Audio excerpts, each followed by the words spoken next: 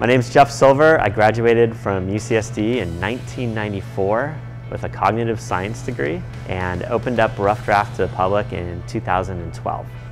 The whole idea of opening a brewery just stems from being a home brewer for a long time, pretty much right after I graduated college.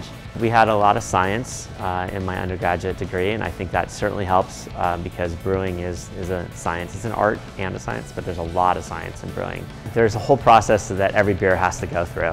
The first 4 ingredients of beer: water, yeast, hops, and malted barley. What we do is we start with grain and we add it into our mill and just kind of crack the barley a little bit, and it just needs to be cracked a little bit so water can get up into it, because that barley is going to be your sugar source that the yeast is later going to eat and turn into alcohol and CO2.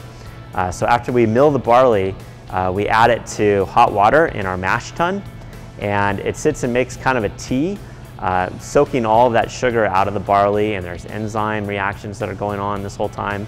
And over the course of an hour, all of that sweetness and sugar comes out of the barley and into the liquid, and we take that liquid and we pump it over to our kettle.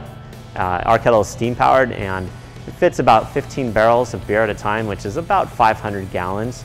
Then we'll let it boil for an hour, and all during the course of that boil, we're adding hops into it.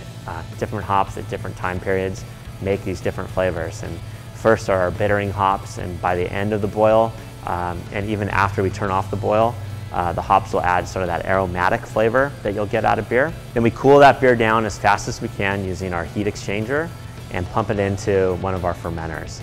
And it's going to sit in that fermenter and bubble away when we add the yeast. It has a vigorous fermentation for 4-5 days, and then we'll condition it over the course of another 2 to 3 weeks, depending on what the beer is. A lot of our beers here are dry hopped, which means we pour hops in through the top of our fermenter and just let it soak in that beer for almost a week. And then we filter the beer and put it into either kegs or into bottles and get it out to people. One of the biggest things that's helped is just the friends that I met at UCSD. I have some real close friends from undergraduate years who are part of this and have helped me out a lot.